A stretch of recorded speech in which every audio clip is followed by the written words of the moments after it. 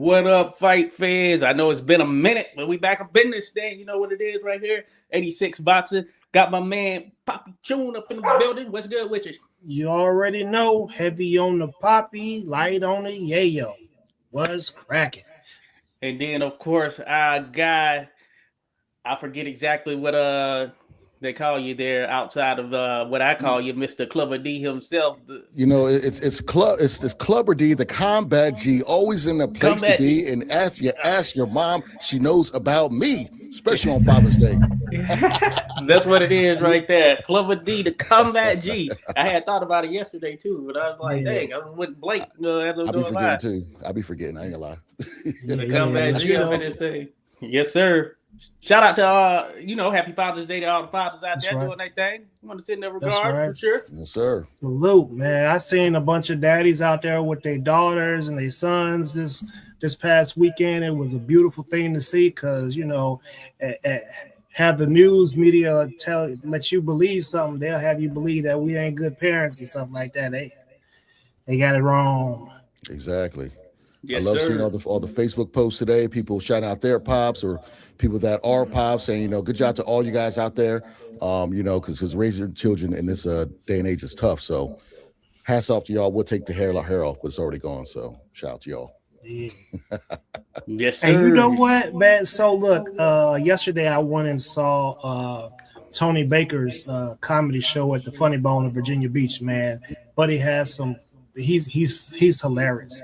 Everybody on this thing was hilarious except for one person. I won't say his name, but everybody on this thing was hilarious. He had Brandon, hosting or whatever. But Tony talked about a thing that should happen. We should start doing. When you should be he said you should be a nosy neighbor.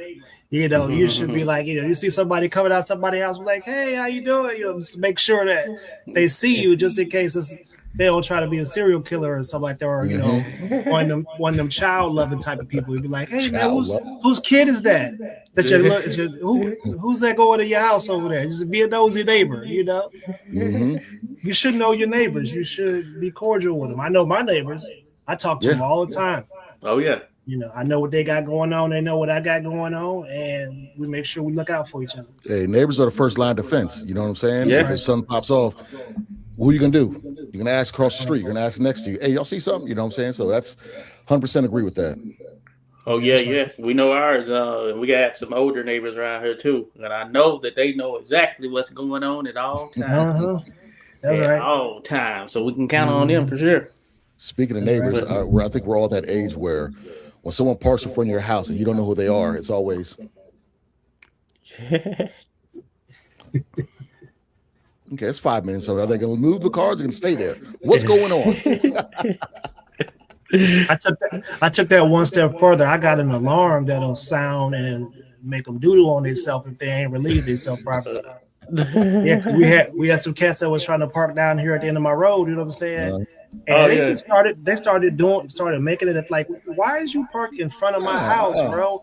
Y'all like smoking weed in front of my house? Like, go smoke in front of your house. Right. I'm gonna set this alarm off. You get ready to have a heart attack. Look, I'll be one of those nosy on purpose neighbors. I'll go out there. I go outside my vacuum cleaner and start vacuum cleaning the lawn, trying to see what the hell you're doing. What you doing over here, bro? What you doing? Whatever it takes. Whatever it takes, no doubt about it. I'm with you there for sure. But man, hey, it's been been a lot of stuff going on in the boxing world, of course. Last night we had, or I would say this past weekend, we had a number of fights, right? But Oscar Collazo fought, and he is a Puerto Rican minimum weight fighter, though he fought at 112 pounds at this particular one last night. He ended up getting a stoppage, and he looked pretty good. And it was a late replacement opponent because of the fact that his original opponent, I think his last name was Kanoi, he ended up having a visa issues. But that being said, Collazo ended up going up to 112. So he fights at 105, but he fought at 112 for this particular contest. And he looked good. He ended up getting a stoppage. I want to say it was probably around the third round, somewhere in that range. But that being said, hey, he's one of those guys that's in that pound for pound ranking right there in terms of minimum weight. You know what I'm saying? That's the lowest you can get right there. But that being said, he's knocking them off left and right. Their minimum weight. It looks like he's ready and about to make the move up to 112 if the opportunity presents itself. You know what I'm saying? Bam would have been good, but he's moving on up himself though. Yeah, man. Collazo is good, man. He's a really skillful fighter. I swear if he was, a 130, 135, they'd be saying he was the next whatever, but he's definitely good. I'd like to see him challenge himself at 112 because ain't nobody else messing with him under that. Damn close. And it's kind of like that, like the Bam, like you mentioned. He's a shark with a bunch of minnows, and he's gonna look great. And us as viewers are gonna be saying, yeah, he's in our top, but we need to see that signature fight. You know what I'm saying? I need to see that person is gonna push him to that next level, so he kind of fits the bill being in that pound for pound discussion. Oh yeah. Yeah, no, I'm with you there for sure. Shout out to my guy, Trey Titan dropped in. Trey Titan in here says salute. Welcome back. Appreciate you there, Trey. Glad to be back in the mix. Hey, for others who come in, all that stuff, be sure to hit the like. Be sure to check out everybody. You know what it is. Got Papi Chung Yayo. His channel's connected. We got Clubber D channel connected. Be sure to check them out there, folks. We appreciate you there for sure. But so we'll see what happens with Collazo as far as what's next. And since you mentioned Bam, there have been some chatter of Bam and Inoue fighting here at some point. Bam just had his first fight at, what was that, 118? 118, yep. Mm-hmm. 118, okay, so 118. Now, of course, Inoue's been at 122 for a good minute now. You had a number of fights there, like 7 or 8 fights or something like that. Mm-hmm. Something close to that, at least. And I just wonder, size-wise, how Bam would handle it, but I wanted to get y'all's thoughts on that potential there. Bam, Inoue, I'm assuming at 122, even though Inoue's been thrown out there at 126 as well. You know what I'm saying? But I wanted to get y'all thoughts on it. For me, Bam's last fight, I wasn't a fan of Bam's performance. He knocked him out. He did great, but to me, he's getting hit too much.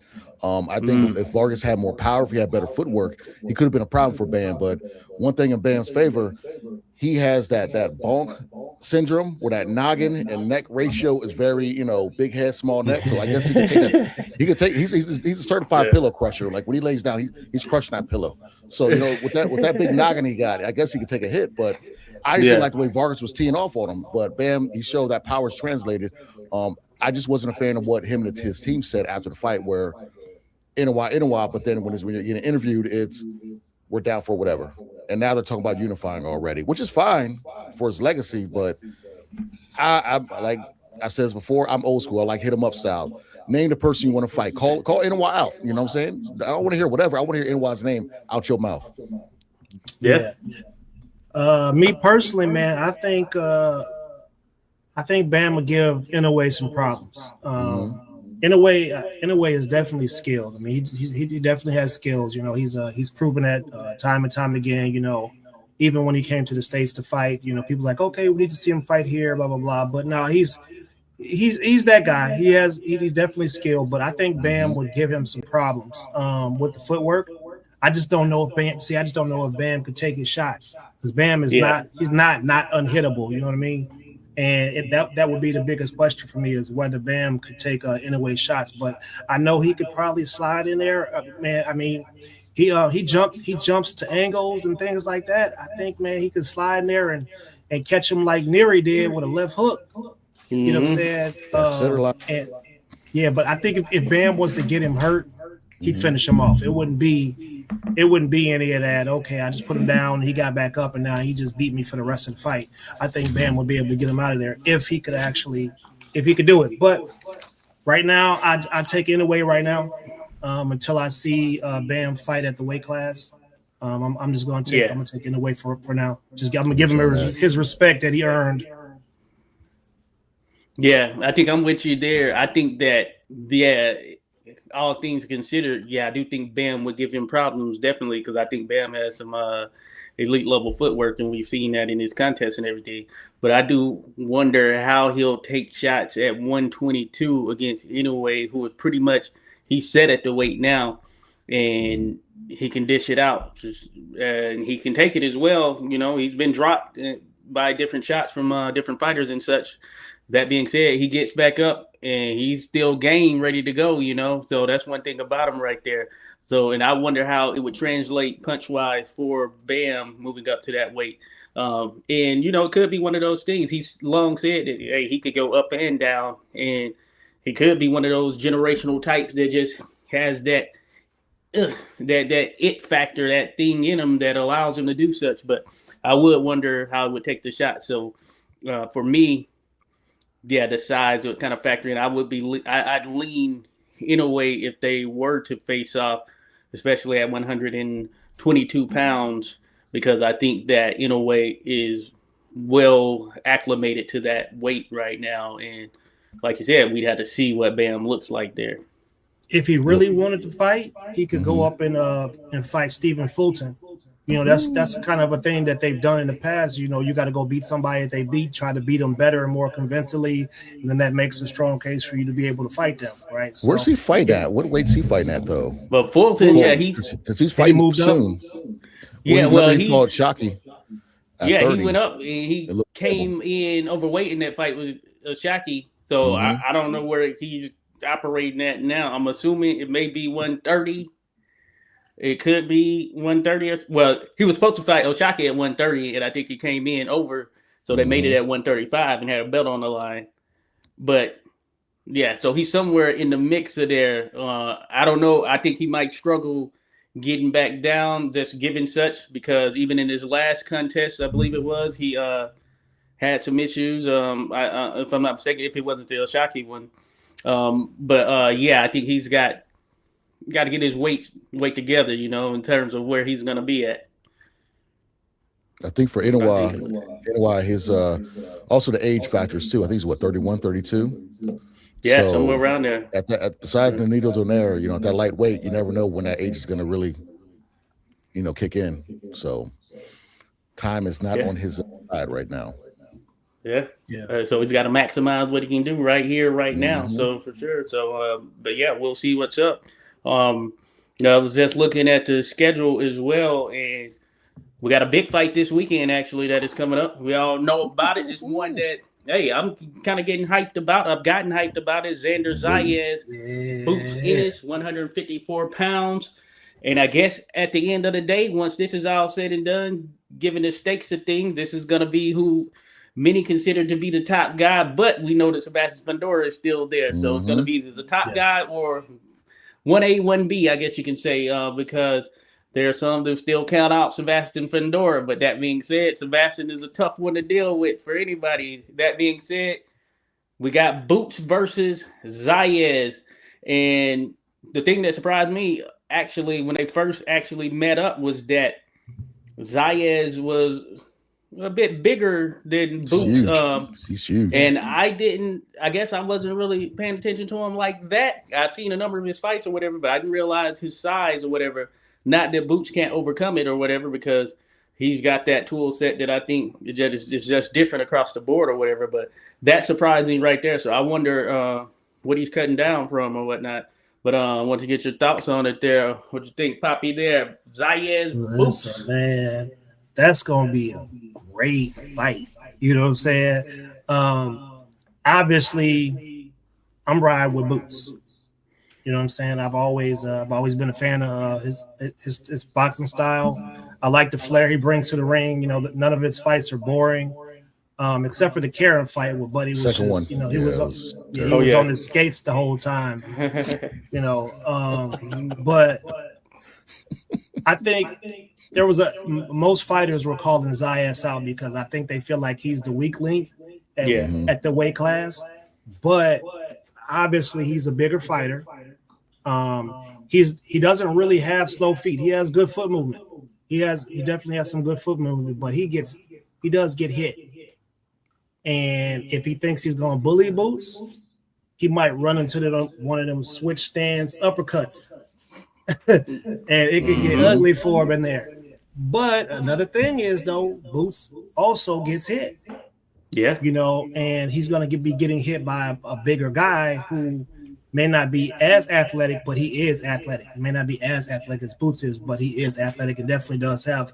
He got his tool bag is all right. You know, we know how Top Rank feed. You know, they butter the biscuits up for their fighters for the most part. But this right here, let's just hope this is not the case of Top Rank meets what's my Al Hammond's my joint PBC. Top Rank meets PBC because somehow they be getting the best of the PBC fight. PBC's terrible. They've been they be getting the best of it when they meet Boots up. Technically wasn't PBC. He was Showtime promoted by someone else. Yeah, Showtime. Showtime. So technically, he might that might be the kind of wrinkle. And now he's tied to Eddie, thing. Right? Him and Eddie. He's with Eddie Matchroom. Yeah. But he was in that, you know, in that sort of circle or whatever there, you know. So I think the fight goes a distance. And I'm gonna take Boots 7-5. No knockdowns. Okay.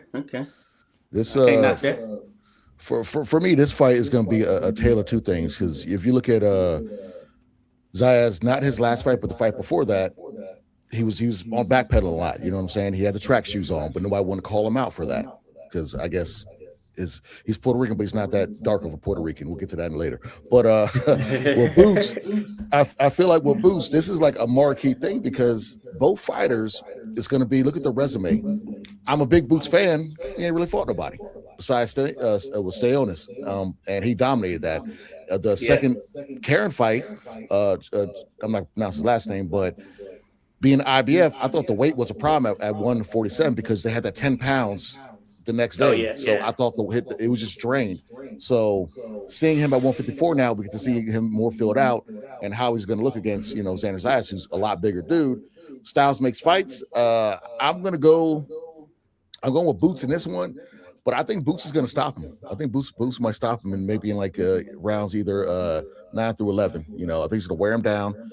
Might be a flash knockdown in the first 3 rounds, and then I think he's gonna walk into something, and that's gonna be buenos noches.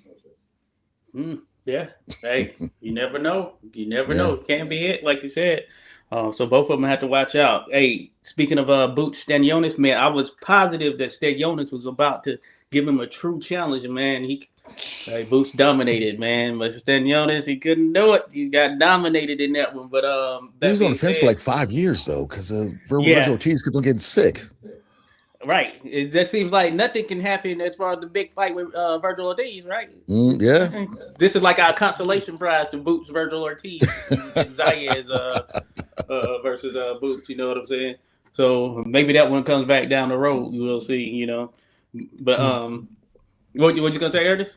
Both fighters don't really have proven resumes. I just had to look at both of them, and this is the biggest test for each of them.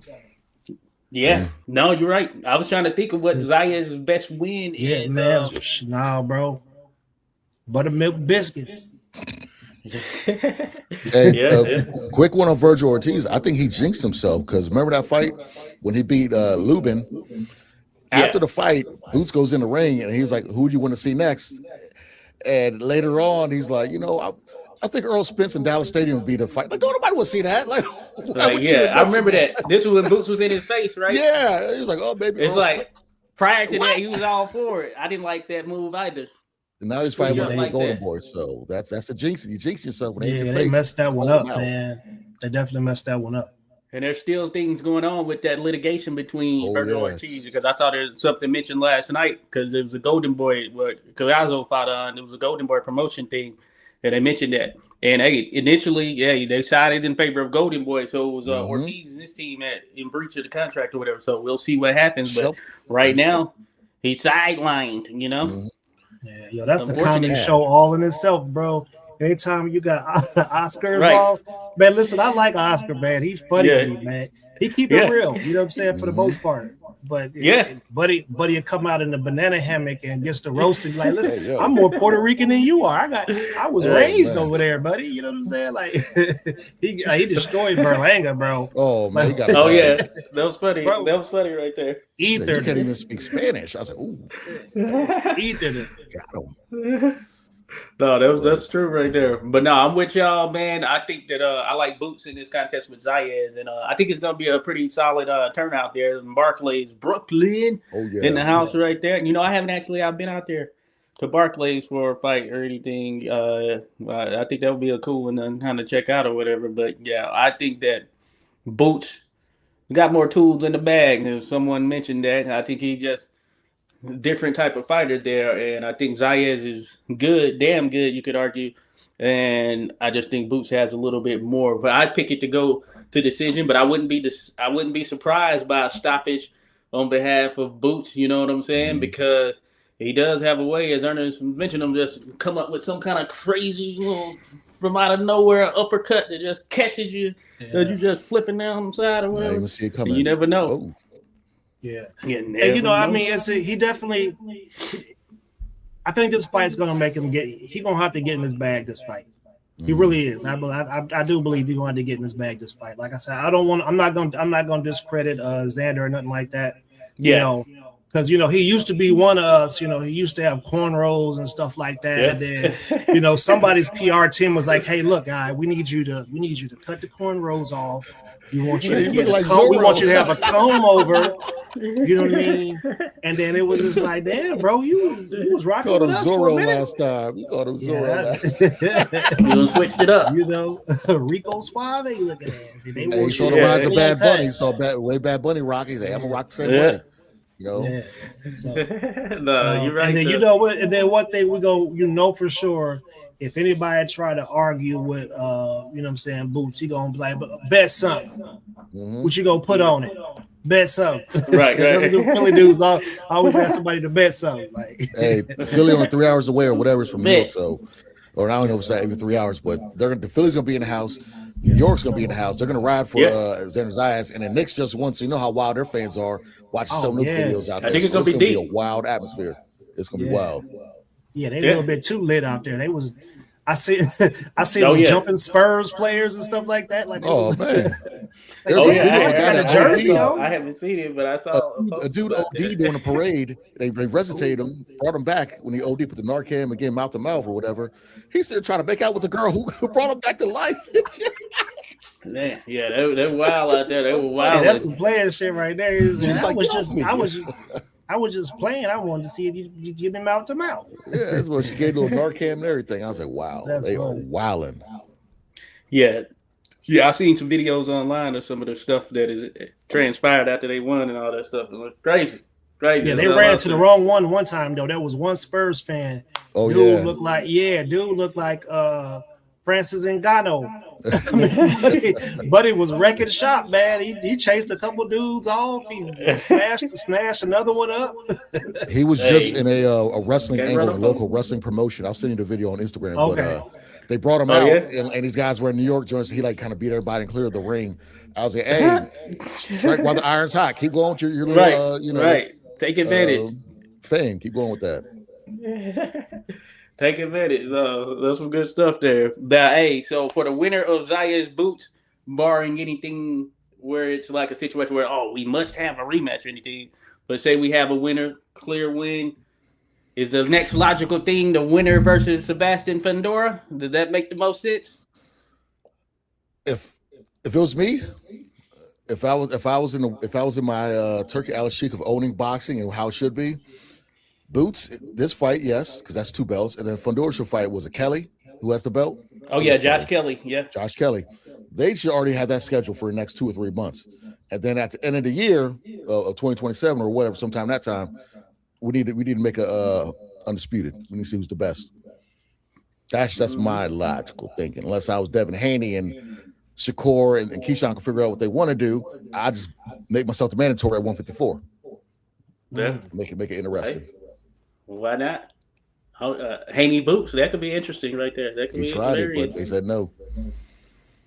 See, because you still got Ortiz Jr. there as well. True. You still they got him on sideline. there. They sidelined him. That Oscar. That's if Oscar wants him to fight though. So that's true. I think. I mean, Abbas Barral is there. Yeah. Oh yeah, I like him. Yeah, it's Xander. Maybe that's smoke Xander's there. best win right there, right? Maybe Yeah. Barao. I think he's better than what people think. Yeah, it's some smoke there. Yeah, that'd be. You know, he coming with Centillion it. is there. Oh yeah. Oh, he's at 154. Interesting. Yeah. No, there's some people there.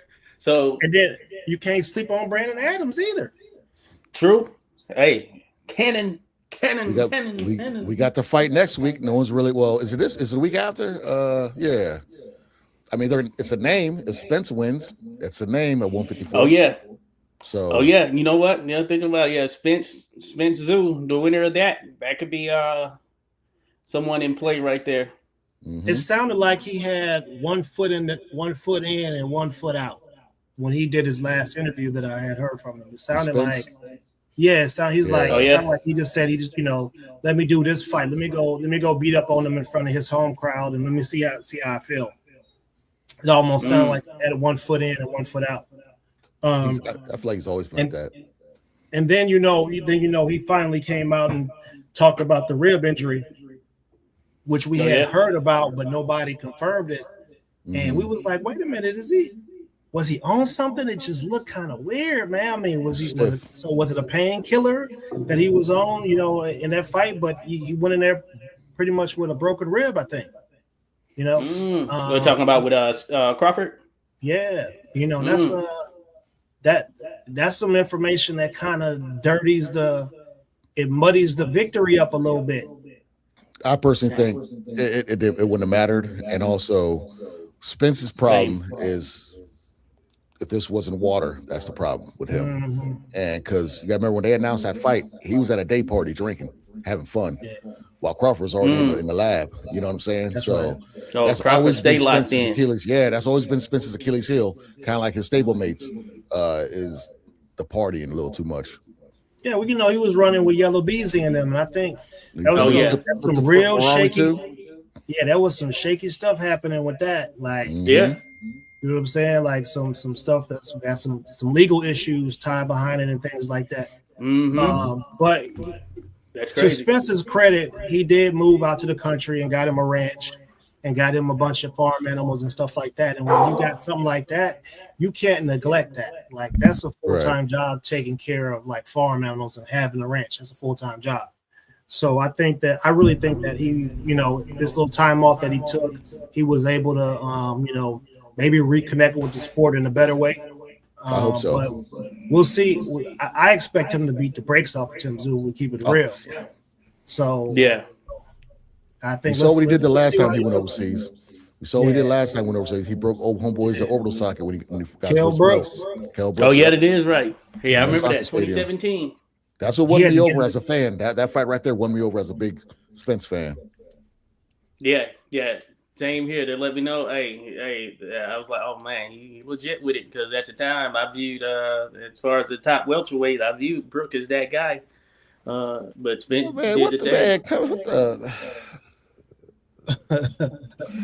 we got Alicia Baumgardner, Layla Ali. Yeah. I mean, Chernika Johnson. That must be one of y'all fan base right there. I don't know who this. I don't see it, but I just see it on the thing here. I see it. I'm like, all right. Nobody taking no plugs, bro. Yeah. Right. Man, hey, it's crazy. Hey, but man, so yeah, with that card right there, so it's going to be on the Zone pay-per-view. There's some fights on the undercard. Emiliano Vargas is going to be fighting Bryce Mills. I don't know if too many people will know Bryce Mills. I think he can box. He's pretty solid. But, we'll see. We'll see how he does. I like Emiliano. I'm sorry. He should be co-main event. Yeah, the fact that that's co-main event, yeah, you could argue. But I guess that's how they're kind of rounding things up with it. You know what I'm saying? So that should be interesting. Another one, Ben Whitaker is going to be on there, taking on Pai Rivera, who I think is pretty decent. Ben Whitaker, I just want to get your thoughts. What do you think? The real deal? He's looked good in his last couple of fights. You think it's the real deal? This is, I guess you could say, somewhat of a step up, slightly, because Rivera he's not bad. from an overall standpoint. I'm trying to think. I think he might have been in there. Was he in there with Badu? Or let me see, because I could be wrong on that. But Papa Rivera, I know he was trying to get in there with him. Jones on the card. But this could be a step up for Ben Whitaker. But he has the flash and pizzazz and all of that stuff. Mm-hmm. He's at 175 pounds. We know right now the two top dogs are Bivol and Better Biev. For as long as they stick around, certainly Better Biev for as long as he's around, because he's already plus 40 now. Bivol, he just fought here recently. And I know some felt that it was like, it was a kind of okay performance, you know what I'm saying? But that being said, does Ben Whitaker, do you seem like the type of guy, do you think he got enough of that to kind of take over 175, or the verdict still out? This is this should be the co-main event. Second, this is him showcasing his talent to the American eyes. And I think he's gonna put on a show. I'm a big fan of his. He did have that setback with that draw, I believe it was, or that one guy who kind of got hurt the rematch, but then he wiped him out. This fight for Whitaker is going to show the American crowd that he is similar to a Boots style, like very flashy, could do a lot in the ring and kind of and put on a show for everybody. So I got Whitaker on this one. Yeah. So I think Whitaker actually kind of got exposed fights back. I think he got a little bit too comfortable because I mean, obviously, Buddy is athletic. He's blessed with some good genetics, obviously, but you can't be like the T-Mac in boxing. You can't just rely solely on athleticism, because you could get a cut and not be able to see something coming. So there has to be some sort of base for you to fall back on. But I think Ben Whitaker has looked incredible against opponents that they have provided. But I ain't gonna lie, bro. Like when I be watching them UK cards, dudes don't even be trying to punch back, bro. They just be getting hit, slide over to the other corner, get hit a few more times, move over to the other corner. They just be moving around the ring and just getting hit. Like they don't even be trying to punch back, bro. You know, so I'm about tired of seeing that. I want to know if the fighter is any good. Like they need to put somebody in there that's going to try to punch and knock his head off in between punches to see if he got some discipline, if he's bringing his hands back. But you can't just be in there styling on people. Like y'all got it all backwards, man. We didn't really start styling on people until we already got the fight won. We don't just come in there and just start styling right away. You got to put punishment on people and make them look bad, make them miss you until they can't. They don't even want those punches no more. Then you start styling. Yeah, I agree. Now you got to go through the gears. Like that's the last thing. You got to go through the gears against opponents who are not at your level. If you're letting them stay in there with you and they're not at your level, then maybe you're just not what everybody thinks you are. No, I feel where you're coming from there, because I know what you're talking about. That Whitaker did come back and beat dude, but that was the first dude with who was actually been in with some people. You know what I'm saying? And that first fight, it wasn't a good look. They say it was a legit injury or something like that. His back, right? Yeah, something with the back or whatever. Even though it didn't look like it. Well, I would say, maybe visually it didn't look like it, but I see what you're saying there. And maybe this will be a showcase, as you mentioned there, Clubber D. Maybe it's more so a showcase. I was actually looking at the 175 rankings, according to Ring at least. And man, I think that Whitaker, despite, how he's looked, there's still some people on the rankings that I think that he would have a lot of trouble with, you know what I'm saying? Oh, yeah. They got they actually still got Benavidez ranked number 1 at light heavyweight, which of course we know that wouldn't even be anything they put him near him. But you got Caleb Smith, Anthony Yarde, Iman Kaitev. Kaitev is the one who probably beat David Morrell, even though it went the other way. You know what I'm saying? Got Buatsi still up there, Willie Hutchinson, who I like. Najee Lopez, who looked good. Hot Rod to give him some problems. And Hot Rod's not even ranked in the top 10 ring rating. I think he would give him problems too. Well, hold on. Is crazy. Benavidez, he's still the WBC champion, right? I guess because he's been out. Silver. Yeah, I think he probably still has the title, but it's been over a year since he Right. fought. And usually, when you're talking about the rankings, they move you out once you're a year gone from actual fighting. So that's why he's not showing up in rankings. 'Cause Ideally, this fight's he'd for the probably be number one. silver belt for WBC, and is this? I could be wrong. Is the silver belt the interim? Is that a step below the interim? I WBC, believe their it was rankings probably are all a just step weird. below or something like that because Right. technically, because he hasn't fought since that actual that Bivol fight, right? So I guess what would have been on the line would have been the main titles or whatever. So he could still have one of those secondaries or whatever. If they were doing it smart, I would have, after he gets rid of this guy, I would have him fight Yard for like a passing of a torch, British fight for his people over there. And then after that, it has to be a belt. You know what I'm saying? Because that'd be a name at least. You want to collect that June belt, huh? Yeah, go ahead, snatch that up. And shout out to Tierra Brown. She's the one and only Juneteenth champ. Shout out to her. We got it. Mark Menace. Yeah. Man, I can't believe they even got away with that, man. That She got a that belt. belt's like She this got that big, man. Juneteenth That belt. her whole body. A That thing's huge. Juneteenth belt. I want somebody to go to get that Aztec belt they made. I want one of the brothers to go down there and snatch that Aztec belt off because that joint was cold. Hey, it can happen. The one Canelo got. I want him to put it up. The one Yeah, Bud got hey, to beat Canelo. That was crazy too. They ain't finna let none of us fight for that Aztec belt. Right. If it was on the line, hey, but Kiera took that Australia belt that they had made representing Australia, got all the Australia bedazzled. Right. He took that jump. Hey, coming back with me. You gonna hop on back over here to the US. Need that belt and 2 boomerangs. Let me get that. Oi. Well, yeah. But no, that was a good bring up there. So yeah, shout out Tierra. She did her thing there. Yes, she did. Rap. That was a good one. So what the rumor is out there is that potentially next is Tierra and Ellie Scottney. Ellie Scottney would be moving up from 122 to 126, and of course she's a champion down there. I think she has she might have been undisputed. She might have got all the belts in that last fight, right? Yeah. So she'd be moving up, but she'd immediately get a title shot, which is an interesting thing, of course, but it'd be her and Tierra. So that's going to be an interesting one right there.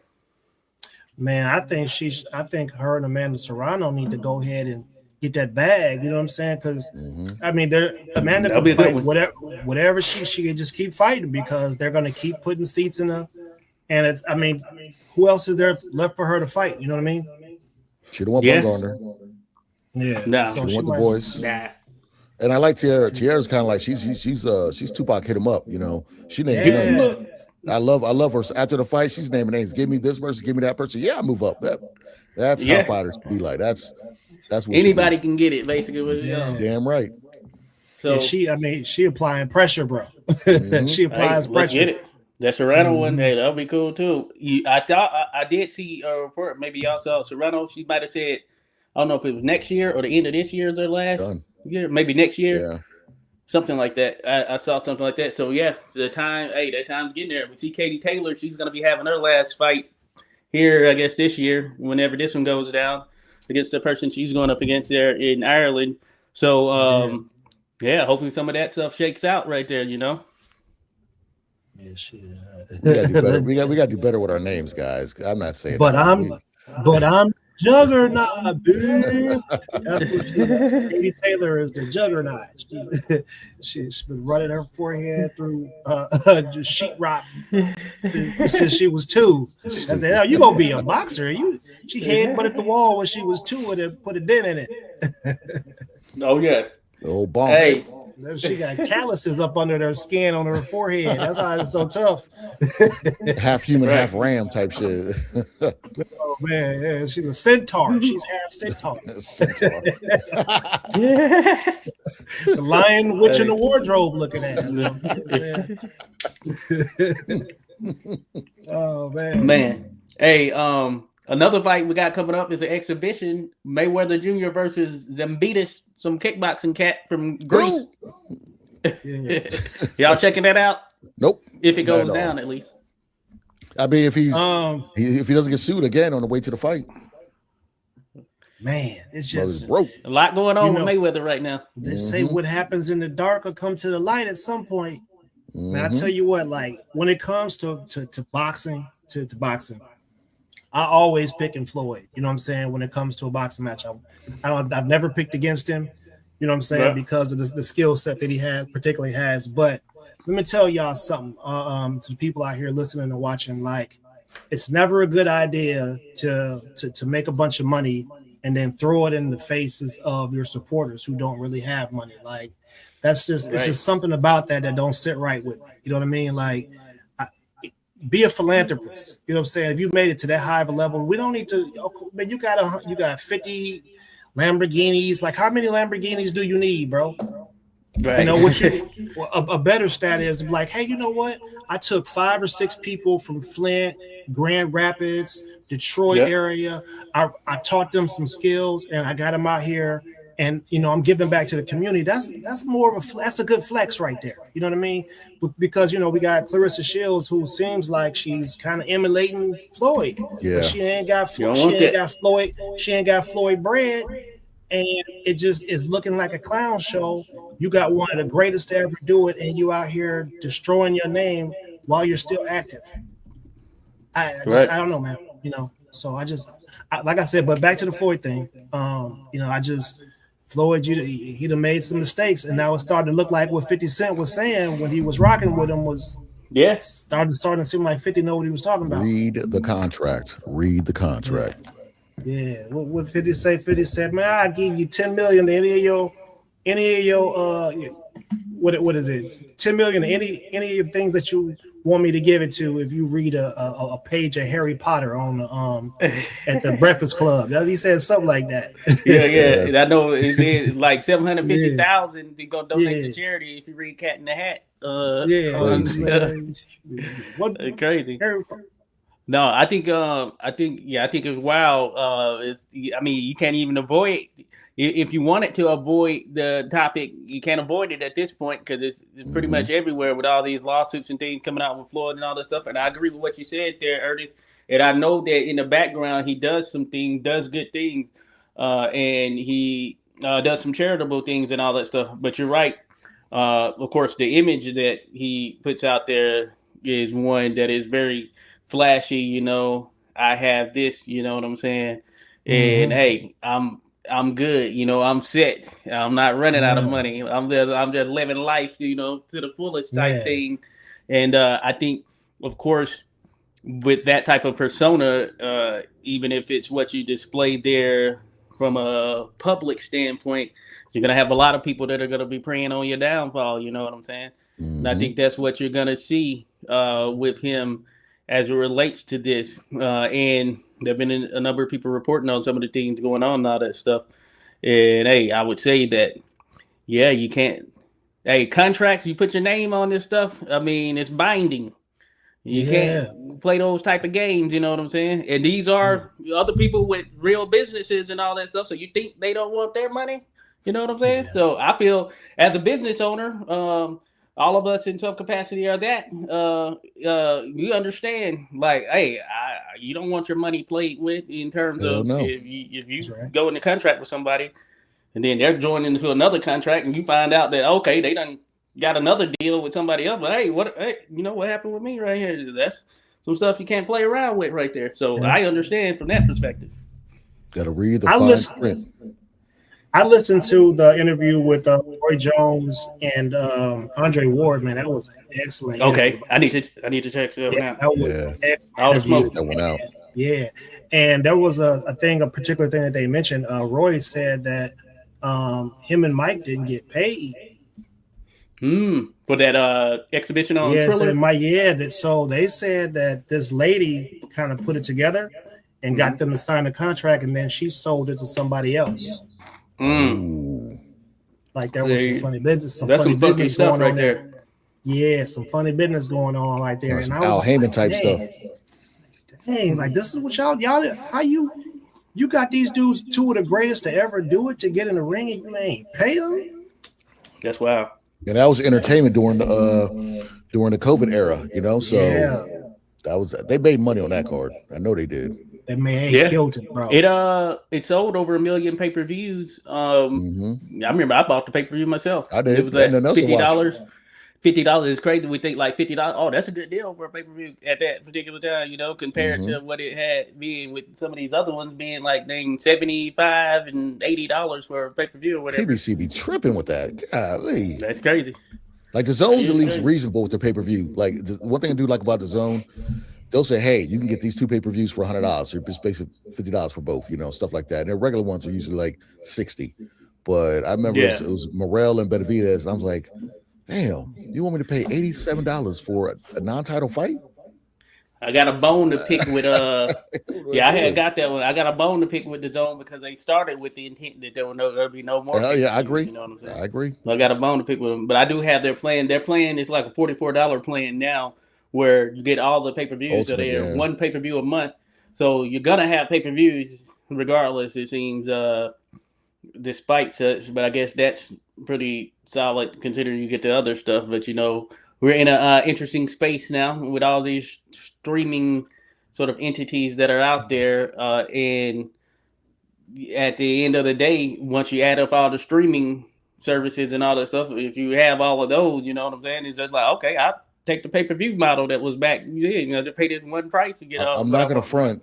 The Zone is probably the best bang for your buck because if you're a soccer person, you got soccer. I could watch BKF events, all that stuff, and the amount of free fights they have, let alone the pay-per-view. So I'm actually a big fan of what the Zone's got going on right now. I don't have the Ultimate Player because I don't care if Johnny McMuffin fights Timothy Tea and Crumpets. I don't care about that pay-per-view over there in Europe. Yeah. That's gonna be a part of that plan. I should be able to, pick which ones I want. But I like the model. I just got the regular plan though. I don't know if I can jump up to the Ultimate one just yet. Yeah. No, I'm with you there. I think they do the thing. I like ESPN too because you get the other stuff with ESPN. Oh yeah, ESPN's good. So obviously those two give you probably the most in terms of the other stuff outside of just the boxing space of it. You know what I'm saying? So, but yeah, certainly the Zone probably tops there because we on that boxing tip there for sure. So on Sunday, another edition of Zuffa Boxing. And we're going to spend a little time here on Zuffa. Just in the mix right here, but they got an event coming up. So Valenzuela versus Edwin De Los Santos. That's going to be happening Sunday, June 28th. So they're the ones who are headlining. It's actually a pretty solid overall card because you also got Trinidad versus Gerwin Cajas. You got Ricardo Sandoval versus Brandon Lee. Remember Brandon Lee because he fell off so many times, man. Yeah, that guy's gone. So he's gonna be fighting Ricardo Sandoval, who went over there to Japan and won his title against I forget the dude, but he went over there. This was tail end of last year. So that's going down. There's some other ones on. I had to pull up the entire card, but Rayo Valenzuela, Edwin De Los Santos. And I think this might be De Los Santos' first fight since the Shakur fight because, he was going to fight Keyshawn, and Keyshawn came in overweight, and they didn't take the matchup. So he's going to be back in there. Hey, we'll see what y'all think right there. Zuffa, they are putting on some pretty good matchups here, and they're shelling out that bag, apparently, and I think we've all heard it firsthand that they are dishing out that funding, so we'll see what they do as far as continuing to get individuals that jump on board with the Zuffa bandwagon. Yeah, well, look, man. What else do we have left here in America? I mean, we got Jake Paul, a buster. Dana White, he a buster. It seemed like all these the two options that we do have decide to align themselves a certain type of way, right? And I see what's happening right now with the first wave of boxers. I see it kind of like selling out in a way because you're gonna get your paychecks first. You're gonna collect a huge bag, but at what cost to the sport are you getting paid? Yeah, you got to go get your money, but at what cost to the sport? Because now the next generation of boxers, they're not going to be able to make a big name out of themselves and get huge promotional deals and make a lot of money on the side. They ain't going to be able to do that. They're going to get what's given to them by the, what I'm saying? Massa going to be like, oh, no, listen, I'm going to get $10 million from whoever the sponsor is, you can get $1,000. I'm splitting, and he's gonna have tiers of how he pays out his fighters. I'm just not a fan of that, bro. I see what's happening. It's like boxing is being colonized. That's what's happening. It's being colonized right now. You know what I'm saying? And it's happening in a funny way, and it ain't gonna be good. It's not gonna be good. I'm gonna watch it. It ain't gonna stop me from watching it because I'm not throwing. It's not my paycheck, but I feel bad for the dudes. They're going to place whoever they want to place. They're going to place their guys in the spotlight. And doesn't matter if we got a great fighters doing X, Y, and Z. They're not here to promote those fighters. They're here to promote the people who cut their cornrows off and get the comb over. That's who they're there to support. Yeah, I'm giving it a chance because much as I agree, we're in this position because of what we've been getting lately. So we need to look at a Top Rank. You got to look at PBC, who did actually shit for fighters. You know what I'm saying? People putting fighters on the shelf. Look what they're doing at Virgil Ortiz at Golden Boy. You know what I'm saying? So because of how jacked up they are right now, this is the reason why the Zuffa has to come and do what they're doing. You know, it remains to be seen how they're going to operate it. Because Turki Al-Sheikh has his health problems, so after a certain while, who's going to be advising him, who's going to be telling Dana White what he should and shouldn't do, things of that nature. I'm 50-50 with Dana White on some things I agree with, some things I don't agree with, but I'm eager to see how Zuffa does because we need a change in boxing because it's Stockholm syndrome. We just keep going back and complain. We need somebody to come in and kind of make the fights we want to make. They're trying to, if they signed Devin, if they signed Shakur, we get that fight. Or if we get a Keyshawn fight after he leaves top rank, I'm not gonna be like, oh snap, I ain't gonna watch that fight. No, I'll be front row, you know what I'm saying? And thank God for putting up the money so we can see this. But how's it gonna be for like the newer fighters like was it Jamil Hackett? Jaleel Hackett. Jaleel Hackett, him and Sugar Sheed, what's gonna happen for them? I like the promotion.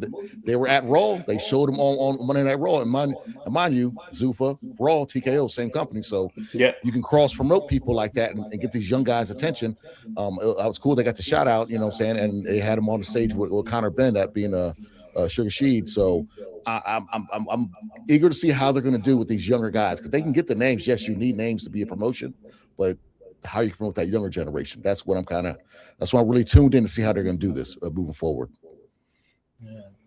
Yeah. You just imagine having a cucumber and mayonnaise sandwich.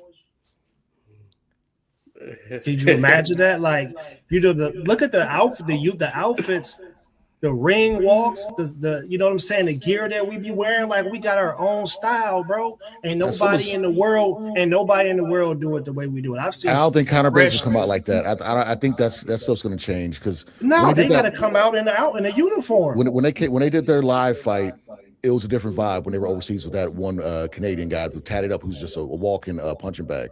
It was a different feel when they were live, not in the Apex, actually at an arena. So that gave me a little sense of, okay, it might not be as bad. The production was a lot better. But at the Apex, it's just like watching UFC at the Apex. It's bland as opposed to watching that when they're actually in a real stadium. So I'm holding my stuff till I see a fight in a real arena instead of the Apex. They gonna have some Zuffa boxing trunks on with a what do you call that energy drink or a Monster energy patch, a Monster energy patch on there. Yeah. Looking like Rocky Part 1. Oh man. Looking like Rocky Part 1. So look, hey, I was listening to Godfrey. He's a comedian the other day, right? He's a master impersonator. He just does great comedy. He was making fun of the space landing. Like he's like one small step for man, one large step for mankind. Like that's what we got. Like, bro, like black people would have been like, oh yeah, we own it. Yeah, we here first. You know what I'm saying? Like we would have put a different type of energy behind it. You know what I mean? Like I just don't want the soul sucked. I don't want, you know, it'll just be like, who's their announcers? I know. Andre Ward. Yeah, Andre Ward, right? Joe Tessitore, Max Kellerman, and Mark Kriegel. And Tarver's there sometimes, right? So for the main guys who do the introduction and all that stuff, yeah, it's Molly Querim, Antonio Tarver, and Mark Kriegel. When the actual fight's going on, the play-by-play commentary, that's Tessitore, Kellerman, Andre Ward, and maybe Mark Kriegel chimes in, but I can't remember for sure. Tessitore, Kellerman, and Ward, which is some of the flavor of what we saw right there. Long as now, I SOG's think in the main. yeah, I think that Max has gone full company man. You know what I'm saying? I like Andre Ward, man, what he said there, and it's just an interesting thing there. So I'm with you. I'm with you. I think I see some good. I see some other stuff. When we look at it and see where things end up, I think it's a wait and see right there in terms of how things go. And if you look at it, in comparison to sort of the UFC model. Now, ultimately, we'll have to see how it shapes up. They're at the top level. When they talk about how some of you have individuals like McGregor, for instance, who generate X amount of funding, he's responsible for their 8 or 9 biggest pay-per-views, right? But he might have been getting $5 million, somewhere in that range, his highest payday outside of that Floyd Mayweather crossover with. His highest paydays there on the MMA side would have been probably $5+ million. Maybe they thrown a bonus in there, but what they're generating was more in that 100 million range or whatever. But it's just kind of how the structure is set up right there, where 17%, somewhere in that range, maybe a little bit less than 17% is the revenue that the fighters get versus the actual company. And in this case, the shareholders, with the way that it's structured now, since TKO is taking over, since they're a public company now, so they must acquiesce to the shareholders. And of course, the people, the holders of those shares, they are what makes or breaks, I guess, their bottom line in terms of their standing here across the board as a business or organization, conglomerate, whatever you want to call them. So that'll be interesting in how this model works out. I know we've heard that the pay is good for those that are participating or joining Zuffa, here in the current, or at least currently how it's structured, at least certainly for those who are some of the younger fighters coming up or whatever, looking for that break or that next step from these local shows or whatever that they may be doing. We'll see how that ultimately pans out, but I heard the pay is good and they have some kind of structured type meal type guide or plan or however that works or whatever. So they are instituting some things that will be beneficial for the fighter, as mentioned. Long term, though, we'll see, because, like I said, I didn't like the change to the push for the change to the Muhammad Ali Act in terms of why do that if there's not going to be any implications on the transparency of what is being made from a financial standpoint. So we'll see how that shakes up as well. But they are getting fighters who are jumping on board. It'll be interesting to see what this means long term. I do feel like the other promoters aren't going down and they aren't going to go out without a fight, as far as just giving up all of their fighters or whatever it may be to Zuffa. When you think about the match rooms, Top Ranks, Golden Boy, PBC, with the fighters that they still have, and there's still a host of other promoters out there. But of course, a lot of them, as you mentioned there, Ernest, they are going to go towards the bag. It is prize fighters, so a lot of them are going to do that. But we'll see what it's going to mean for the overall long-term structure of the sport in itself, because the way that Dana White has, presented it himself, it's like he's looking to take over. He's not trying to play ball with any of the others, not the sanctioning bodies, not the other promoters or whatever. So that'll make things interesting. And we know that with the UFC, of course, we've had the litigation as it relates to them kind of pushing out all of the other promoters from an MMA standpoint. And then what that ultimately has transpired into with that puts them in a situation where they're locked into long-term deals in some cases with the UFC, because they're the only player in town. And then if they choose to shelve them or something of that nature, then hey, what can they say, or what can they do? They're tied into this contract. And then we have some examples out there with Francis Ngannou talking about the grandfather clause and that allowing him to get out. he's made more money now that he's left and than he did one in his fight, career while he was there. Pretty much probably off of that one fight with Tyson Fury, essentially. So that's what makes things interesting. Just the shareholder piece of it, the company side of it versus the athlete side, because Zuffa Boxing is falling under TKO, who has the model that they have that certainly ties back to the shareholders. So I think we'll get more of a picture of that as they seem to gain more ground and get more people on board. They're about to do a show in Ireland. I saw something of that nature. So this is going to be another. We'll see what this looks like. A show in Ireland. I saw something of that nature. I'm going to tell you what's going to happen, bro. It's going to end up being like the NBA. It's going to be very Eurocentric. For sure. Going to be Eurocentric. Wasn't there a time where we used to say that monopolies were no good for business and real capitalism? Monopolies are not good for capitalism. So how is it that this, you know what I'm saying, this butterbean head dude who aligns himself with people that we should throw off the cliff gets the opportunity to come and take over another sport when he didn't run his own sport the right way? They started doing WWE style type stuff. You know what I mean? Like it just, I don't know, man. I just don't. They're the top dog, so he got them from bar fighting to pay-per-views to being on. We brought MMA to the mainstream and kind of made stamp of that. So he was fun to buy for Tito Brothers and it kind of got them to that next level. But he. Say what you want about Dana White. He did what he was supposed to do with what UFC. He started as a boxing promoter before he went to mixed martial arts. But I don't know if he's gonna go to the European route. I think he's just trying to get markets. Dana White sees the bigger picture when it comes to stuff. If he has an American fighter and they're not selling out, but you have a good British fighter or a good fighter from the Middle East, like a Islam or a Habib, who's bringing in so many viewers, so much stuff over there. He's going to market the hell out of that because it's all about money. Yeah, he's not going to just forcefully say, I'm going to market Johnny from Minnesota when ain't nobody watching in Minnesota. So I understand that. You got to make money. It's not about just, So I'm eager to see how it does in boxing because it's just, I don't think it'll translate the same in boxing. All the better are right here. That's why I think he's signing up a lot of talent in the DMV area. The Conor Ben is just icing, just say, hey, we want you guys to watch from over there, and then he's going to showcase one of our guys on that card. But I'm kind of eager if he's going to play ball with Oscars. It's supposed to be, him in Top Rank or Golden Boy, playing nice together. So you saw what they did with Jay Overtire. Do you think Conor Ben deserves $10 million to fight anybody? Hell no. So Dana White, what is Dana doing, bro? You gonna get his buddy dude? Did Conor Ben deserve to sell out a soccer stadium in a non-title fight? No.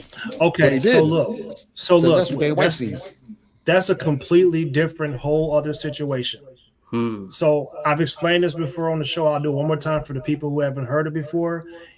Over in the UK at the huge stadium, they have a lottery system in order to get tickets. You have to put your name in the lottery, and the venue can hold 90,000 people, and you got X amount of millions of people in the UK and the surrounding areas. They're all competing to be able to get one of those seats. So you're never going to see an empty venue there, ever, never. So, and they don't charge the same type of prices they charge in America. So it's kind of like, it's kind of inflated. Those numbers are inflated. Like Conor Ben is not going to come to America and sell out 15,000 at the Philly arena. He ain't doing that. He ain't got a partner that he can get in there with. In Florida, he got 5,000 if that when he fought in Florida. Yeah, and then he shouldn't have been fighting in Florida because he was suspended in the UK. Them eggs, man. So how was he able to come to America? You know what I'm saying? You done ate some funny eggs, and you get to come to America and cheat. I just think he sees the bigger picture. We had Tommy Fury fighting Eddie Hall, and they packed that arena out. You know what I mean? So that's what he's seeing, and I totally understand that. if you can get that young fighter who beat one of the Vargas's brothers, what's his name? Caleb Walsh. Walsh. Yeah, if you can get him in Ireland and showcase his talent and get that big whatever crowd they can get over there, he just sees the dollar signs, man. That's all it is. And until he fight somebody real, he can get tapped. But damn man, I hate the business side of the game. It's money. Wu-Tang said it best. Cash rules everything around me. Okay, because got a dollar bill, y'all. Yeah, we go to Maryland Live, watch our local fighters fight, and if there's a certain fighter packing the crowd, when the last card had a guy, I forgot what Asian country he was from, but he won the main event, that Pro Box Erdenbot. Yes, something Mongolian. They Erdenbot. Deep. They were deep. Okay, they in Allentown, bro. That's where they at. All the Mongolians are up in Allentown, Pennsylvania. Shout out to franchise Frank Scarborough. Everybody, all the local guys were fighting on that card, but Scarborough, he has a good following. Frank Scarborough, shout out to the Scarborough Army, but Urban Bot, woo man, like I'm telling you, so that's what they see. They see them people who support and shelling out them ducats. So what happens if Turkey checks out in the next year before Zuffa gets going? Because we know where the money's coming from, right?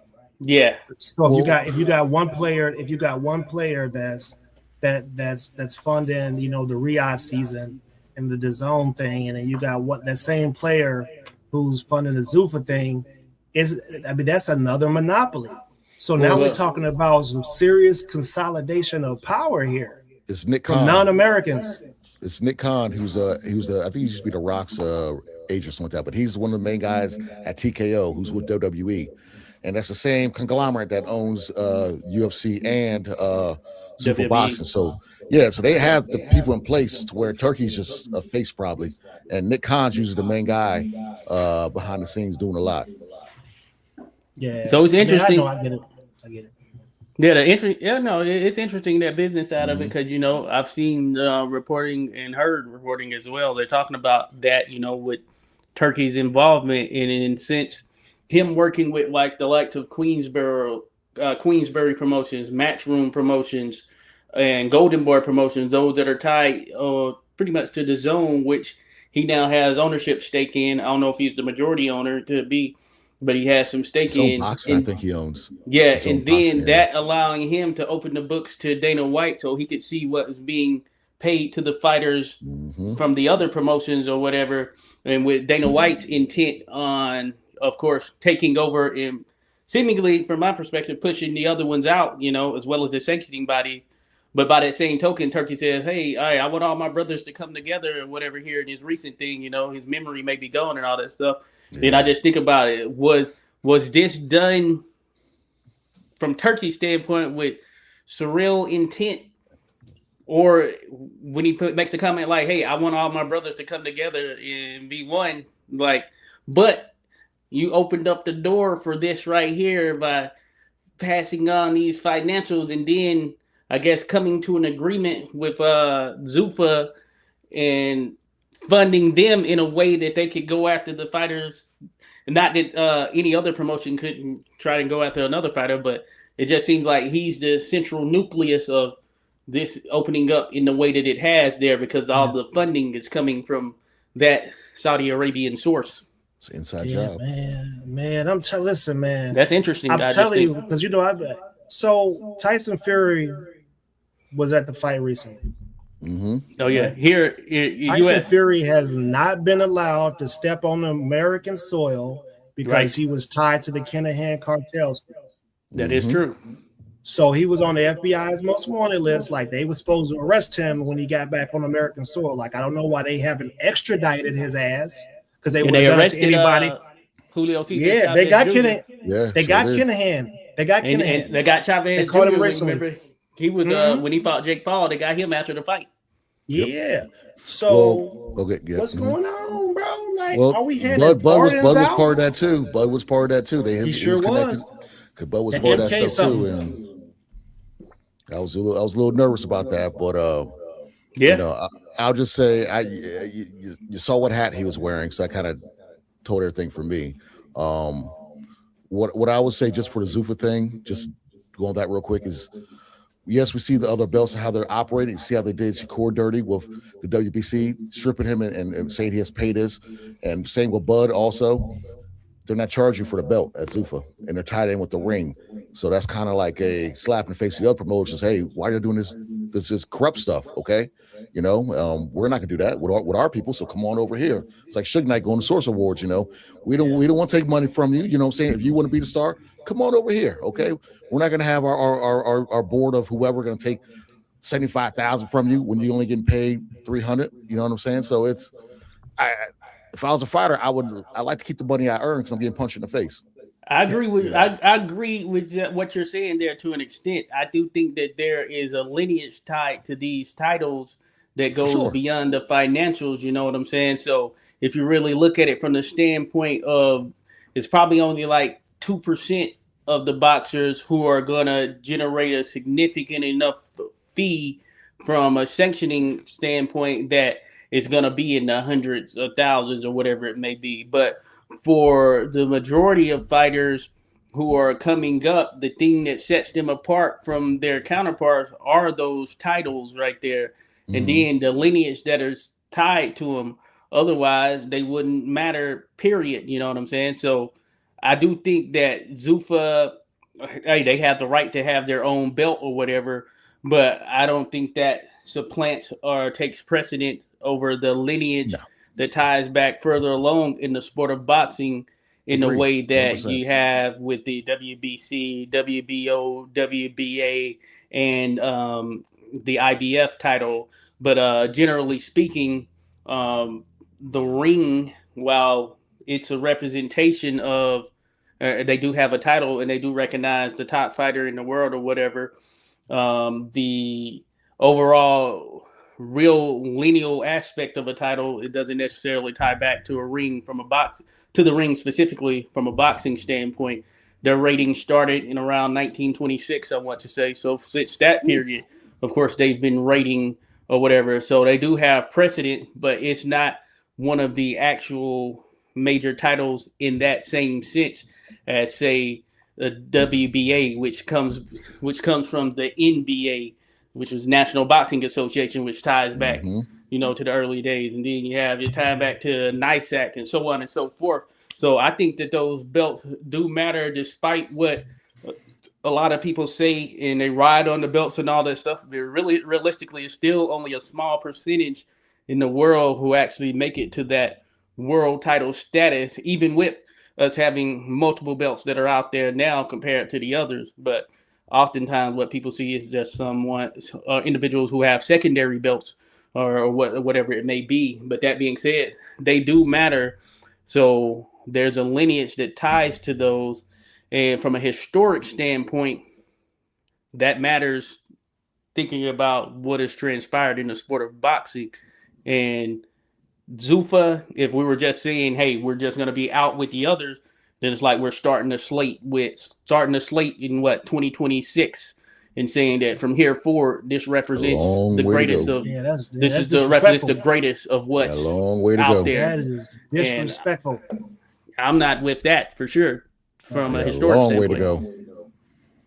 I say, look, I don't want to be known as a person who complains about something because I'm really a solution-oriented person. I like to solve problems. You know, I'm an engineer by trade. You know, so listen, let's do. If we're gonna do it, let's do it right. They need to allow a boxers union, like the fighters, the sweat equity. That's a word that they like to use, right? The sweat, the people who are actually making the money, right? The fighters, right? They need to have a union.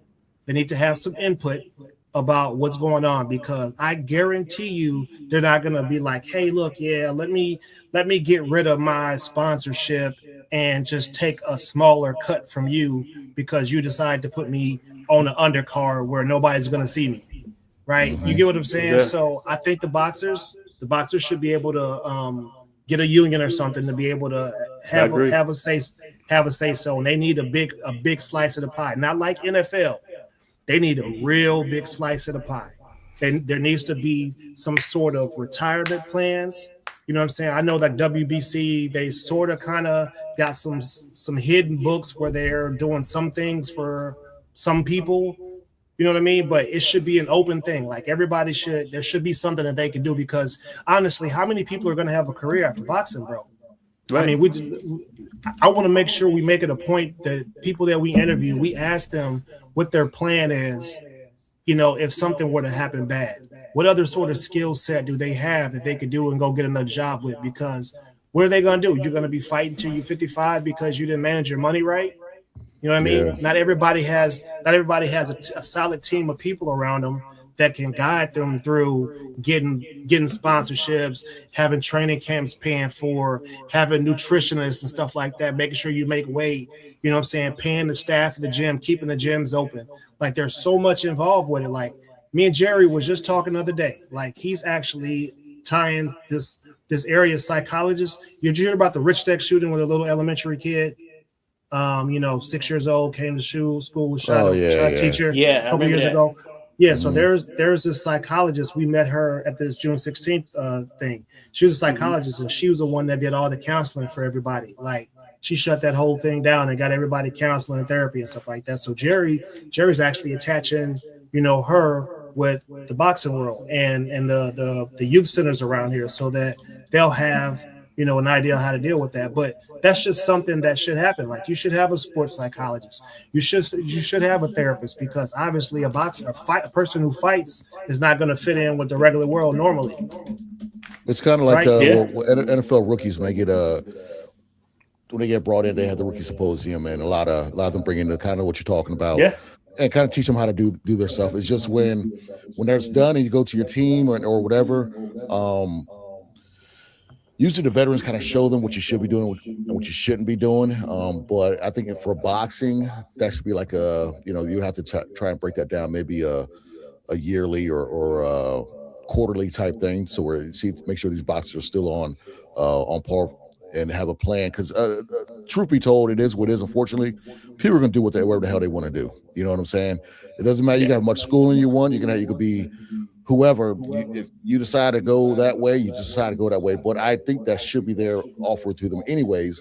So at least they're hearing it, and instead of saying I should have been told this before, when they can get told this now.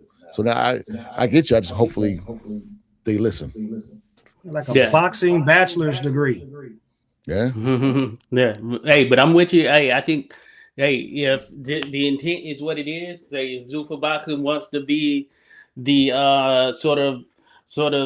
take the beacon for change in the boxing, as Dana has said he does want to do, and what he's trying to do, and it's a league.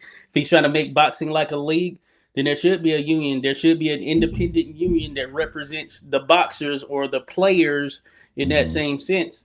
And that shouldn't tie back to the thoughts and feelings of, say, the individual running it, the commissioner, or in this case, I guess Dana would be like the commissioner. It shouldn't tie back to that. They should have sort of like the NFL, or they have the NFL Players Association or whatever. Yeah. Same with the MLB, same with the NBA. If it's truly intent on being an actual league, that way they have their own independent representation that is in their favor, and that'll force the collective to come together, and do what's best for them as the athletes, because the athletes will have gone through the challenges, the trials and tribulations, or whatever it may be, because they're the one competing there on that side, especially with said changes to, say, the Muhammad Ali Act or whatnot. So I'm all for that. Hey, leave that alone. Yeah, and put the cheeks back in the ring, bro. You can't just have them posted up outside. Put them back in the ring, bro. Like, that's an unwanted change. Like, who told you to do that? That's one of those things. Yeah, back in the ring, bro. You know what it is. I know this is a subject we could keep going on here all night with this one right here. But we've been going for a little bit over an hour, I guess. If we wrap it up, last thing I wanted to mention, because it's coming up a week after there, but Abdullah Mason, Joe Cordina. Ooh. I think that's a good contest right there. I want to get you all thoughts on that real quick before we wrap things up. Yeah. Hey, Yeah, I can't wait for that one. July 4th fireworks, and I'm keep mine short and sweet. I believe it's on the Zone, and it's gonna be on TNT Sports, so it's gonna be on normal TV. Yes. And they're TNT. showing it off. So having Abdullah Mason be the first, and Shushu also, who's on undercard, is be fighting also. Yep. I'm all Shushu's for this on card there. because Abdullah Mason to me is the face of young boxing. He does everything the correct way. I think it's just. I know he's 21. Brother, you and your brothers, I love what you're doing, but I need a personality, okay? I need you to be more lively, all right? I need that out from Abdullah Mason, but I'll be tuning in. And yeah, him and Shushu both, it's not going to last the distance. It's going to, I'm giving it 10 rounds. I could change it. With you there. Yeah, that's the fans definitely win that night. That's going to be an incredible night of boxing. Obviously I'm riding with the home team. 2 times 2. Call it what it is. That's why I'm riding with the home team, baby. But listen, man. I mean, if TNT is about to get into boxing, that's a good thing. Yeah, it's a good thing. When I first saw that. Yeah, hey, when I first saw it, I thought it was the British TNT because they changed BT TV or whatever, BT Sports or whatever to TNT over there. But then some people were telling me, I forget who I was chatting with, they were mentioning it's BT and Turner Network Television. You know what I'm saying? So and they lost the NBA, so they need something. Yeah, right. So they branching out, trying to get some other things happening there. So I'm all for it too. So I guess it's a joint thing, promotional wise, or I guess they'd be more so not necessarily promoter, but the network, but them, the Zone. I guess because some fighters from the Zone, so they're doing a joint thing. I guess sort of like when Showtime and HBO, maybe if they had a big fighter that made them come together or whatever, which I guess was essentially sort of the case with Pacquiao Floyd, because I think Manny might have been HBO, but for sure Floyd was Showtime at that particular time. Yeah. So they made it happen, and I'm sure there's been some other ones in the mix as well. So one of those things. Yeah, I think at this particular point in time, we can make a strong case that. Pretty much anything that has to do with sports should be centered in the United States of America. I can tell you right now, all them FIFA people, they done came here and had some of that good barbecue. They see some of that good hospitality. They just say, damn, man, they got some good infrastructure. They got AC units. They got, they get hot out here, but you can go in the house and it could just be like a refrigerator inside there. I got a toilet. I don't have to squat on the ground. Look at this. You know what I'm saying? Like, look, we got some stuff going on here in America. Y'all just make sure y'all show some respect over here. You know what I mean? Yeah. Yes, sir. Show some respect. Yes, sir. Speaking of that, hey, I'm going to catching out some of these games that remain right here. I've been watching the World Cup, so get it in. You know what I'm saying? And wifey bought me a cold Curacao jersey, bro. Oh yeah, ooh, yeah, that joint cold. I rocked that joint yesterday. Oh yeah. Hey, the unlikeliest team, their first World Cup right there. It's like them and another. They're in their first World Cup that I know for sure. But Curacao, let's go. Go. We don't want too many people to find out about Curacao because I promise you, it's a small piece of heaven on earth. If you should ever get a chance to get down there, you should definitely go. Oh yeah, the beaches look crazy. Yeah, got to get out there one of these days. But for sure, hey, appreciate you fellas. Man, we appreciate everyone who came in here, showed us some love right there. You see what it is, 86 Boxing here. You see Poppy Chun Yayo. Be sure to drop by the pages there. Just search it on the thing there. You'll find us Clubber D in the mix here as well. I think it's at Clubber D Podcast or something like that. Yeah. If you add it, then at Ernest Johnson, maybe that's what yours is right there. There, Poppy Chun Yayo. 86 Boxing if you drop by here. But we're gonna be back in the mix. So, hey, this was good, fellas. We back. Yeah, we gotta get it. We gotta keep it going right here. This was good right here. Yes, Look forward to more. Yeah. And happy Father's Day to all the hardworking dudes out there. You know what I'm saying? Just tell your lady to sit down and don't bother you for a little while. You earned it. Happy Father's Day. Happy Juneteenth. We just celebrated right there. Hey, been a great weekend there for all. You know what I'm saying? So, hey, until we catch y'all on the flip side, people, have a good one.